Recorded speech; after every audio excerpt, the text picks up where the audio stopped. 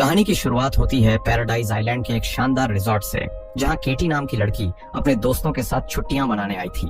वो अपनी दोस्तों के साथ रिजॉर्ट में चेक इन कर ही रही थी कि तभी कहानी की शुरुआत होती है पैराडाइज आइलैंड के एक शानदार रिजॉर्ट से, जहां केटी नाम की लड़की अपने दोस्तों के साथ छुट्टियां मनाने आई थी। वो अपनी दोस्तों के साथ रिजॉर्ट में चेक इन कर ही रही थी कि तभी मॉली की नजर अपनी सौतेली बहन यूस पर पड़ती है, जहां वो भी अपने दोस्तों के साथ उसी रिजॉर्ट में पहुंच चुकी थी।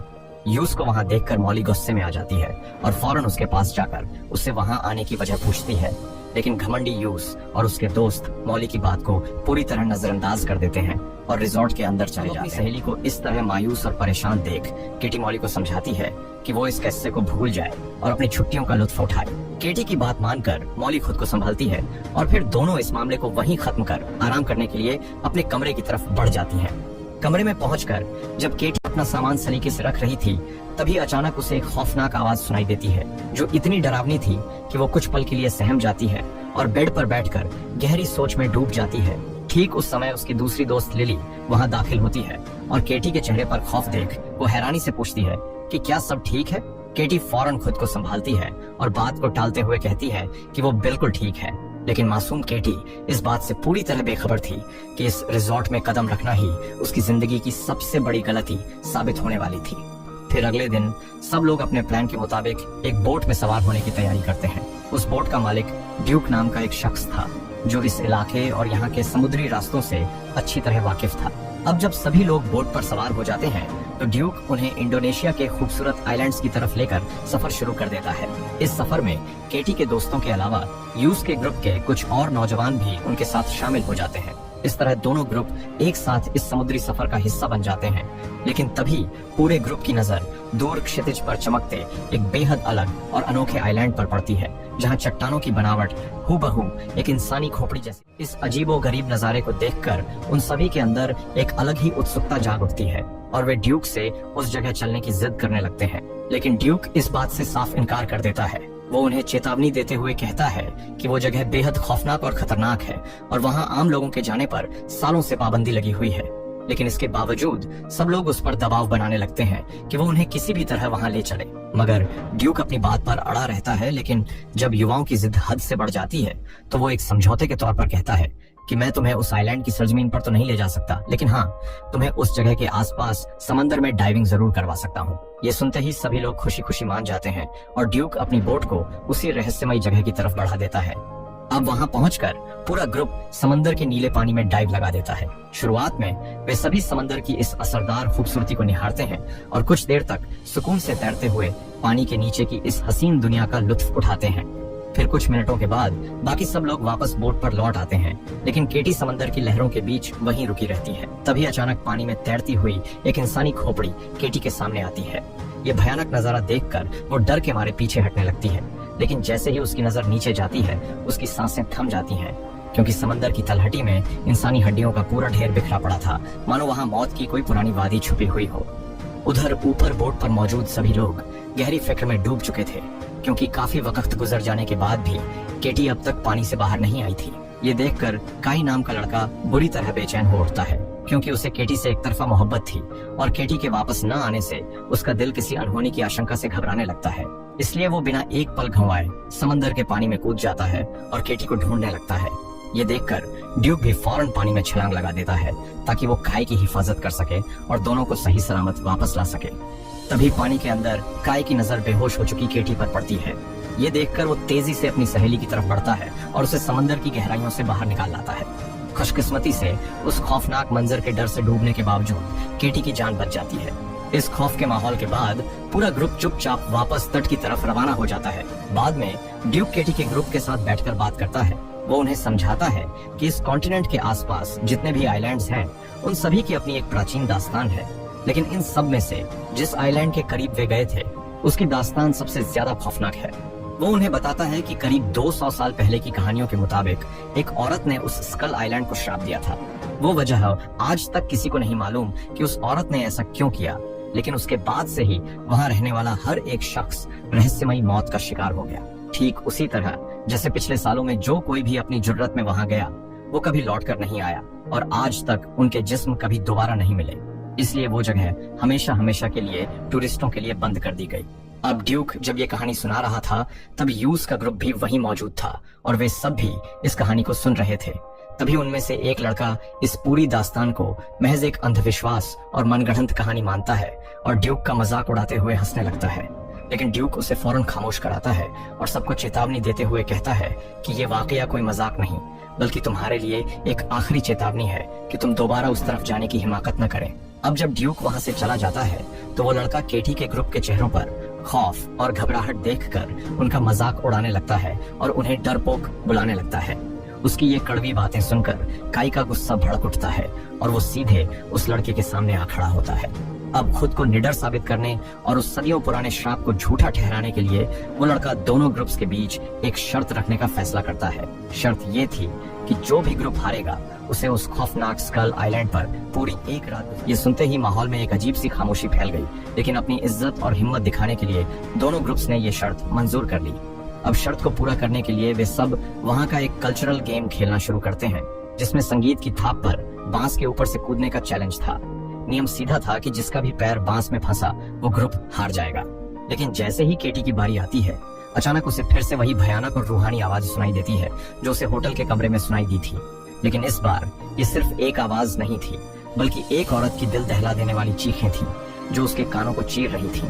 उसी लम्हे में केटी की आंखों के सामने एक खौफनाक मंजर तैर जाता है जहां एक बेबस औरत दर्द से चीखते हुए उससे मदद की भीख मांग रही थी। इस खौफनाक मंजर के साए में केटी का संतुलन बिगड़ जाता है और उसका पैर फंस जाता है जिसकी वजह से उसका पूरा ग्रुप ये बाजी हार जाता है। अब शर्त के मुताबिक अगले ही दिन केटी का ग्रुप एक बोट किराए पर लेता है और यूज के कुछ दोस्तों के साथ स्कल आइलैंड की तरफ रवाना हो जाता है। जैसे जैसे वे उस द्वीप के करीब पहुंचते हैं वे देखते हैं कि पूरे आइलैंड के ऊपर काले और घने बादलों का एक साया मंडरा रहा है जिसे देखकर ये सफर और भी ज्यादा डरावना लगने लगता है। लेकिन इसके बावजूद पूरा ग्रुप हिम्मत नहीं हारता और आखिर में उस द्वीप की सरजमीन पर कदम रख देता है। वहां पहुंचकर यूज के ग्रुप के लोग उन्हें ये कहकर वहीं छोड़ देते हैं कि वे अगले दिन उन्हें वापस लेने आएंगे। फिर बोट के जाते ही केटी और उसके दोस्तों को थोड़ी राहत महसूस होती है। वे खुद को तसल्ली देते हुए कहते हैं कि अब ये पूरा टापू सिर्फ उनका है। इसके बाद पूरा ग्रुप घने जंगल के अंदर दाखिल होता है। लेकिन कुछ दूर जाने पर उन्हें रस्सियों और कबीलाई सैनिकों की शक्ल वाले लकड़ी के बुतों से बना एक बैरियर दिखाई देता है। ये अजीबोगरीब मंजर देखकर कुछ लोग डर जाते हैं, लेकिन उनके ग्रुप का डॉन नाम का एक लड़का उस सरहद के करीब जाता है और रस्सियों के छोर पर एक महीन कपड़ा बंधा देख वो बिना सोचे समझे उसे खोलने का फैसला करता है। इसके बाद डॉन उस टूटी हुई सरहद को पार करके अंदर चला गया। उसे आगे बढ़ता देखकर बाकी लोग भी हिम्मत जुटाकर उसके पीछे जंगल के और अंदर बढ़ने लगे। फिर वे एक ऐसे खंडहर नुमा इलाके में पहुंचते हैं जो कभी कोई गांव हुआ करता था। वहां वे समय के थपेड़ों से जर्जर हो चुकी कुछ लकड़ी की झोपड़ियों के पास से गुजरते हैं जिनकी बाहरी दीवारों पर जादू टोने जैसे कुछ रहस्यमयी अल्फाज लिखे हुए थे। एक ऐसी झोपड़ी पर पड़ती है जो बाकी झोपड़ियों के मुकाबले थोड़ी बेहतर हालत में थी। वो अपने दोस्तों से कहता है कि रात गुजारने के लिए यही जगह सबसे सुरक्षित रहेगी। ये सुनकर सब लोग वहीं रुक जाते हैं और अपना सामान अंदर रखने लगते हैं। इसके बाद सब लोग अपना सामान सेट करके सो जाते हैं। लेकिन कुछ मिनटों के बाद केटी की आंख खुलती है। वो जैसे ही अपने दोस्तों को देखने के लिए खड़ी होती है उसके होश उड़ जाते हैं क्योंकि वो देखती है कि उसके सारे दोस्त लेटने के बजाय बिल्कुल सीधे बैठकर सो रहे हैं। इसलिए वो उन्हें आवाज देने की कोशिश करती है, लेकिन तभी अचानक वे सब वापस नीचे लेट जाते हैं। इस अजीबोगरीब वाकये को बिना समझे केटी घबराहट में झोपड़ी से बाहर निकल आती है। बाहर आते ही उसे जंगल की तरफ से कुछ फुसफुसाहटें सुनाई देती हैं। ये अजीब आवाजें सुनकर वो सतर्क हो जाती है और उस तरफ बढ़ जाती है। अब जब वो आगे बढ़ती है तो उसकी आंखों के सामने एक और खौफनाक मंजर तैर जाता है। यानी वो देखती है कि एक औरत किसी की मौत पर फूट फूट कर रो रही है। तभी अचानक कुछ लोग आकर उसे उस लाश से दूर घसीटते हैं। उस समय उनका लीडर गुस्से भरे लहजे में सबको हुक्म देता है कि यहाँ जो कुछ भी हुआ है उसके बारे में कोई भी अपना मुंह नहीं खोलेगा। इसके बाद वो लोगों को उस लाश को तुरंत दफनाने का आदेश दे देता है। तभी केटी को एक और रूहानी विजन दिखाई देता है। वो देखती है कि वही औरत अब काले जादू और अपने ही खून का इस्तेमाल करके एक बेहद भयानक और काला अनुष्ठान कर रही है, जिसके बाद वो उस पूरे स्कल आइलैंड को एक खौफनाक श्राप देती है और ऐलान करती है कि जो कोई भी इस द्वीप पर कदम रखेगा है उसकी इस काले जादू की वजह से वो जिन मासूमों की जान लेगी उन्हीं की सांसों से उसकी खुद की जिंदगी अमर हो जाएगी और उसे हमेशा के लिए एक शैतानी ताकत मिल जाएगी। अब जैसे ही वो तांत्रिक अनुष्ठान खत्म होता है उस औरत का शरीर अजीब तरह से टूटने मरोड़ने लगता है और वो एक बेहद खौफनाक और डरावनी रूह में तब्दील हो जाती है। ये खौफनाक मंजर देखते ही केटी की अचानक आंख खुल जाती है और वो बुरी तरह हांफते हुए होश में आती है। तब उसे समझ आता है कि ये सब सिर्फ एक डरावना सपना था। अब सुबह हो चुकी थी, इसलिए वो और उसके सारे दोस्त बोट का इंतजार करने के लिए बीच की तरफ जाने की तैयारी कर रहे थे। वहां पहुंचकर वे सब काफी देर तक तट पर खड़े होकर रास्ता ताकते रहे, लेकिन उन्हें लेने आने वाली बोट का दूर दूर तक कोई नामो निशान नहीं था। फिर कई घंटे बीत जाते हैं, मगर पूरा ग्रुप वहीं फंसा रहता है और उन्हें बचाने कोई नहीं आता। धीरे धीरे सबको लगने लगता है कि शायद उनके साथ कोई भद्दा मजाक किया गया है। अब उन्हें एहसास हो जाता है कि उन्हें एक और रात इसी मनहूस टापू के साए में गुजारनी पड़ेगी। ये सोचकर पूरा ग्रुप मजबूरन वापस उसी झोपड़ी की तरफ लौट पड़ता है जहां उन्होंने पिछली रात बिताई थी। दूसरी तरफ रिजॉर्ट के मुख्य तट पर वो लड़का जिसने केटी के ग्रुप को लेने जाना था, उनके साथ किए गए इस मजाक पर मन ही मन मुस्कुरा रहा था। वो हंसते हुए वहां मौजूद लोगों से कहता है कि वो उन डरपोक बुजदिलों को कल सुबह लेने जाएगा। ठीक उस समय ड्यूक उनके मुंह से ये संदिग्ध बात सुन लेता है और फौरन उनके पास आकर कड़क आवाज में पूछता है कि बाकी सब लोग कहाँ हैं। जब वे उसे बताते हैं कि बाकी लोग अभी भी स्कल आइलैंड पर हैं, तो उसके चेहरे का रंग उड़ जाता है और वो घबराकर तुरंत उन युवाओं को फोन लगाने की कोशिश करता है, लेकिन द्वीप पर नेटवर्क न होने की वजह से उनका कॉल नहीं लगता। इसलिए वो घबराहट में एक वॉइस मैसेज छोड़ देता है। इधर स्कल आइलैंड पर एक बार फिर रात का सन्नाटा पसर जाता है और वे सब वापस उसी खंडहर गांव में आ चुके थे। फिर जब सब लोग सो जाते हैं, तभी डॉन चुपके से मौली को जगाता है और उसे अपने साथ झोपड़ी से बाहर ले जाता है। वहां से कुछ दूर जाकर दोनों एक साथ कुछ खूबसूरत लम्हे बिताने लगते हैं। वे एक दूसरे में इस कदर खोए हुए थे कि उन्हें अपने आसपास की किसी चीज का ध्यान ही नहीं रहा। तभी अचानक उनका पैर पास ही मौजूद एक प्राचीन पत्थर के स्मारक से टकरा जाता है और देखते ही देखते वो स्मारक जमीन पर गिर पड़ता है। उस स्मारक के गिरते ही टापू की एक अंधेरी गुफा में सोया हुआ एक भयानक दरिंदा तैश में आकर अपनी नींद से जाग उठता है। उसके दांत बेहद नुकीले थे और उसकी बनावट किसी इंसान का रूप किसी खूंखार शैतान से भी ज्यादा खौफनाक था। इस बीच झोपड़ी में सो रही केटी को एक और रूहानी ख्वाब आता है। इस बार वो खुद को उसी पुराने गांव में पाती है जहां अचानक एक खौफनाक क्रिएचर हमला कर देता है। विजन में उसे दिखाई देता है कि गांव के शमन मास्टर और वहां के लोग उस विधवा औरत को एक खूंखार दरिंदे के रूप में अपनी तरफ बढ़ते हुए देख रहे हैं। इसके बाद वो चीते की रफ्तार से ग्रामीणों पर झपटती है और इंसानी समझ से परे अपनी जादुई ताकत और नुकीले नाखूनों से एक एक करके सबको मौत के घाट उतारने लगती है। ये भयानक मंजर देखकर केटी बुरी तरह घबरा जाती है। तभी सपने में वो दरिंदा सीधे केटी की तरफ देखता है, जिससे डरकर केटी पीछे हटती है और हड़बड़ाकर बेन से जा टकराती है, जिसकी वजह से बेन की आंख खुल जाती है और केटी वापस हकीकत में लौट आती है। तभी केटी बेन के सामने कन्फेस करती है कि इस जगह पर कोई बहुत बड़ी आसुरी ताकत मौजूद है और उन्हें फौरन यहाँ से निकलना होगा। ये सुनकर बेन हैरान रह जाता है और उससे पूछता है कि वो ऐसी बातें क्यों कर रही है, लेकिन इससे पहले कि केटी उसे कुछ समझा पाती, तभी मौली चीखती हुई झोपड़ी में लौट आती है। घबराहट में वो बाकी सबको बताने लगती है कि डॉन को किसी अनदेखी ताकत ने अपने साथ खींच लिया है।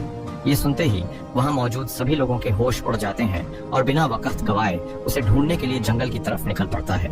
वे अलग अलग टुकड़ियों में बट जाते हैं और जंगल के और भी गहरे इलाकों में दाखिल होते हैं, लेकिन काफी मशक्कत के बाद भी जब डॉन का कुछ पता नहीं चलता, तो केटी सबको समझाती है कि अभी रात के अंधेरे में भटकना ठीक नहीं। इसलिए वे सब वापस झोपड़ी में चलते हैं और जैसे ही सुबह होगी वे फिर से उसे ढूंढने निकलेंगे। तभी सीन शिफ्ट होता है और अगले मंजर में डॉन एक पत्थर की वेदी से बंधा हुआ दिखाई देता है। वो डर के मारे कांप रहा होता है। तभी एक डायन रेंगते हुए उसके ऊपर आती है और उसकी गर्दन पर हमला कर उसका खून पीने लगती है। अब अगली सुबह पूरा ग्रुप एक बार फिर डॉन की तलाश शुरू करने का फैसला करता है, लेकिन मार्क नाम का एक लड़का ये कहकर झोपड़ी में ही रुक जाता है कि अगर डॉन वापस लौट आए तो यहाँ किसी का मौजूद होना जरूरी है। इसलिए वो बाकी सभी लोगों को जंगल में तलाश जारी रखने के लिए भेज देता है, जबकि वो खुद झोपड़ी में रुककर डॉन का इंतजार करने लगता है। दूसरी तरफ समंदर में ड्यूकी उसके दोस्तों को साथ लेकर बोट से उसी आइलैंड की तरफ बढ़ रहा था।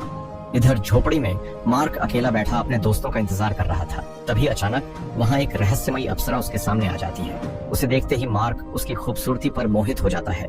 तभी वो लड़की मार्क के करीब आती है और उसे अपनी बाहों में ले लेती है, लेकिन जैसे ही वो खूबसूरत लड़की अपना ब्लाउज उतारती है, वो पलक झपकते ही उसी भयानक और बदसूरत डायन में तब्दील हो जाती है। अब ये मंजर देखते ही मार्क के होश उड़ जाते हैं और उसके मुंह से खौफ के मारे एक जोरदार चीख निकल पड़ती है। फिर कुछ मिनटों के बाद जब उसके दोस्त झोपड़ी में वापस लौटते हैं, तो वहाँ का मंजर देखकर उनके पैरों तले जमीन खिसक जाती है, क्योंकि पूरी झोपड़ी खून से सनी हुई थी।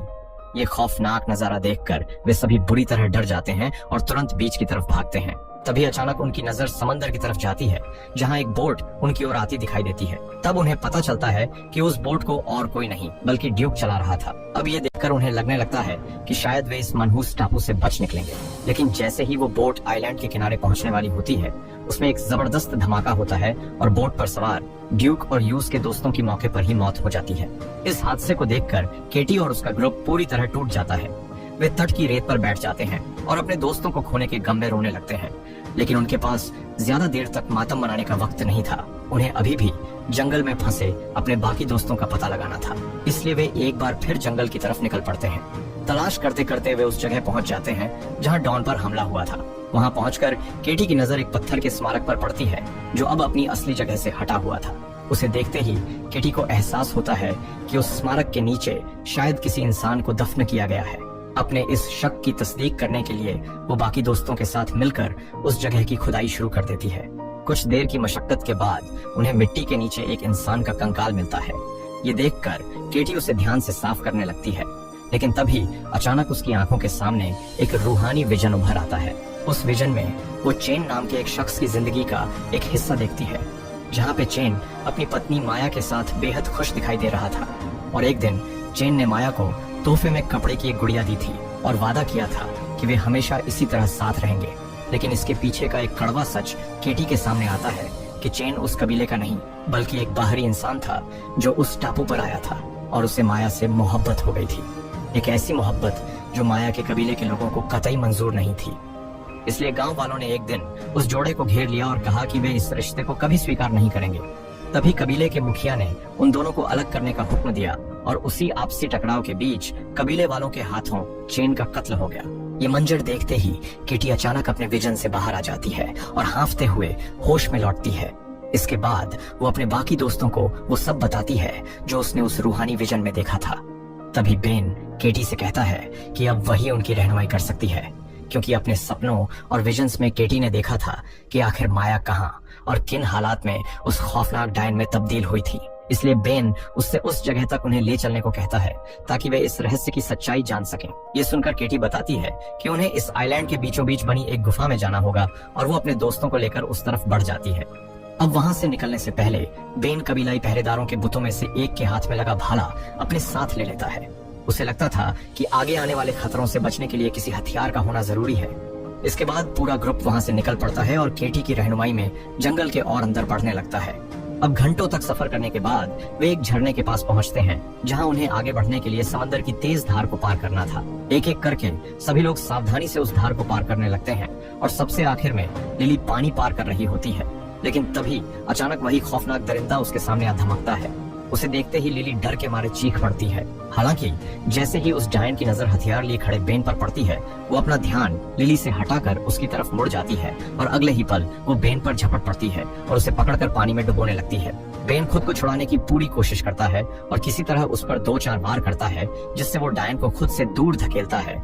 लेकिन वो खूंखार रूह हार नहीं मानती और लिली को खींचकर पानी की गहराई में ले जाती है। ये देखकर काई और बेन पानी के अंदर उसे ढूंढने की बहुत कोशिश करते हैं, लेकिन वो लिली को उनकी पहुंच से बहुत दूर घसीट ले गई थी। इस अचानक हुए हमले के बाद केटी बेहद भारी दिल से सबको गुफा की तरफ बढ़ते रहने का निर्देश देती है। अब रात का सन्नाटा चारों तरफ पसर चुका था। अपनी हिफाजत के लिए काई एक अस्थायी भाला तैयार करता है। इसके बाद सब लोग थोड़ी देर आराम करने की कोशिश करते हैं, लेकिन तभी अचानक मौली की नजर अपने ठीक सामने खड़ी उस खौफनाक डायन पर पड़ जाती है। उसे देखते ही वो बुरी तरह घबरा जाती है और हड़बड़ाहट में टेंट को अपने ऊपर ही गिरा देती है। से खड़ा होता है और बाकी दोनों के साथ मिलकर टेंट हटाने लगता है। लेकिन जैसे ही वे टेंट को हटाते हैं, वहाँ का मंजर देखकर उनके होश उड़ जाते हैं, क्योंकि वो शैतानी ताकत मौली को अपने साथ घसीटते हुए अंधेरे जंगल की तरफ ले जा रही थी। इस दहशत के बाद पूरा ग्रुप सो नहीं पाता और सुबह होने तक लगातार चलता रहता है। कई किलोमीटर आगे बढ़ने के बाद वे सुस्ताने के लिए रुकते हैं। तभी उनकी नजर सामने दिखाई दे रहे एक विशाल गुफा के दरवाजे पर पड़ती है। गुफा को देखकर सब एक दूसरे की तरफ देखते हैं और फिर किसी सुराग की उम्मीद में उसकी तरफ बढ़ने लगते हैं। दूसरी तरफ मौली की आंख खुलती है तो वो खुद को उस खूंखार और भयानक दरिंदे के सामने पाती है जो खून का प्यासा था। इधर केटी और उसके दोस्त जैसे ही गुफा के अंदर दाखिल होते हैं, उन्हें मौली की चीखें सुनाई देती हैं। ये सुनकर वे तेजी से दौड़ते हुए बलि की वेदी के पास पहुंचते हैं, जहां वे उस डायन को मौली की जान लेते हुए देखते हैं। अब अपने दोस्त को इस हालत में देखकर उनका गुस्सा भड़क उठता है और वे उस शैतानी रूह पर टूट पड़ते हैं। लेकिन उनकी इंसानी ताकत उस डायन की जादुई और आसुरी शक्तियों के आगे कुछ भी नहीं थी। हालांकि उनके पास एक ऐसा हथियार था जो उस शैतानी ताकत का मुकाबला कर सकता था। वो था बेन के हाथ में मौजूद जादुई भाला। दरअसल उसकी नोक पर सदियों पहले उस शमन के खून की कुर्बानी दी गई थी, जिसकी वजह से उसमें एक रहस्यमयी और अलौकिक शक्ति समा गई थी। अब जैसे ही वो भाला डायन को छूता है, उसकी त्वचा जलने लगती है और वो दर्द से तड़प उठती है। ये देखकर सबको यकीन हो जाता है कि यही हथियार उसकी ताकत को कमजोर कर सकता है। उसी दौरान केटी को फिर से अपने दिमाग में एक रहस्यमयी आवाज सुनाई देने लगती है। ऐसा लगता था मानो कोई अदृश्य ताकत उसे किसी खास जगह की तरफ बुला रही हो। उन आवाजों का पीछा करते करते वो गुफा के एक कोने तक पहुंच जाती है, जहां उसकी नजर एक पुराने बक्से पर पड़ती है।